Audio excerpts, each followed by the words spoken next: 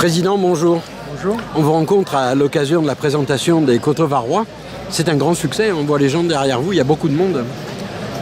La présentation du millésime en Coteaux Varois est toujours un grand succès.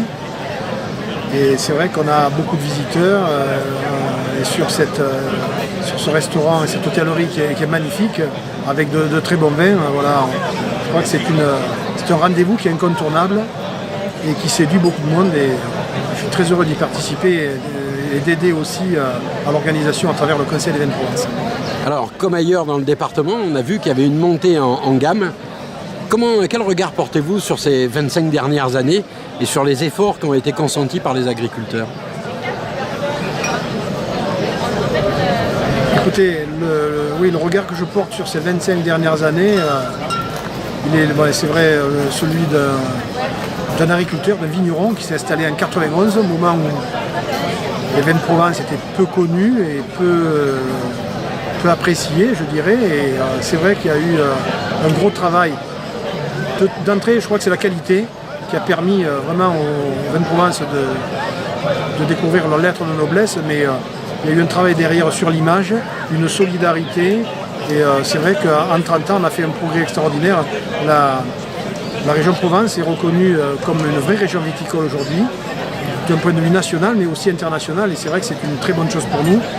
Mais je pense que, comme vous l'avez dit, c'est lié à l'effort des vignerons de se soucier en premier de la qualité de leur vin, choisir un étendard qui a été le rosé. Et aujourd'hui, on se rend compte à travers la manifestation d'aujourd'hui, qu'on apprécie les rosés, des Coteaux en Provence, mais qu'il y a aussi de très grands rouges et de très grands blancs qui commencent aussi à progresser en volume. Le président de la Chambre d'agriculture que vous êtes doit se satisfaire d'entendre parler de marchés émergents. Quelle en est la raison ? Comment expliquez-vous, par exemple, que les États-Unis soient tombés amoureux de nos rosés? Alors, effectivement, à la base, on avait une clientèle touristique locale, je dirais. Bon, c'est quand même un bassin de 5 millions de consommateurs, la Provence, ce qui était une bonne chose, ce qui a permis vraiment d'asseoir, je dirais, notre avenir aussi, d'un certain côté. Et puis, effectivement, depuis à peu près 6 ans, on s'est rendu compte d'une chose, c'est que la reconnaissance de la qualité des vins de Provence et des Coteaux Varois en Provence, tels qu'on les voit aujourd'hui, était effective sur le plan national. Mais c'est vrai qu'on a passé l'Atlantique et les pays anglo-saxons, et dont les États-Unis, ont commencé petit à petit à reconnaître que les rosés de Provence étaient de qualité et qu'ils allaient très bien sur des tables, pas forcément en été, à toutes les occasions de l'année. Et c'est là que depuis 6 ans, on est passé de 11% à l'export à 30% à l'export, avec une progression sur un marché comme les États-Unis de 40% par an, ce qui est tout à fait remarquable. Alors vous me dites un pays émergent, eh bien c'est effectivement les États-Unis maintenant sont un pays, je dirais, exportateur, mais de manière régulière. Et pour nous, les nouveaux pays émergents sont plutôt les pays d'Asie du Sud-Est, qui commencent à découvrir les vins de Provence, et également les Coteaux Varois aussi.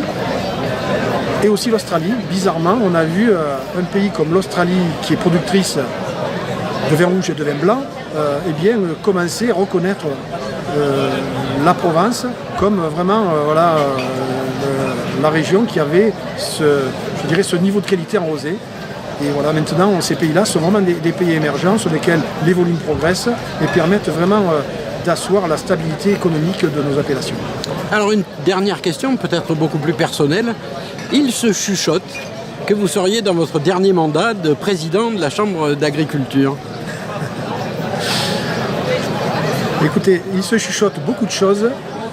En tout cas, ce que j'ai toujours eu à l'esprit en termes d'éthique, et ce que j'ai toujours écrit d'ailleurs, c'est que pour moi, 2 mandats, c'était très bien pour arriver à mener à bien la mission collective que vous avez assignée, donc les agriculteurs que vous avez élus, et que le principe des jeunes agriculteurs, association par laquelle je suis rentré dans la vie syndicale, c'est le renouvellement des générations.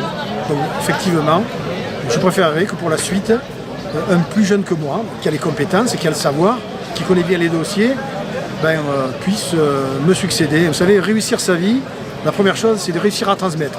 Voilà. Donc moi, ce que j'essaie aussi, c'est de transmettre. Et donc je suis très serein pour l'avenir.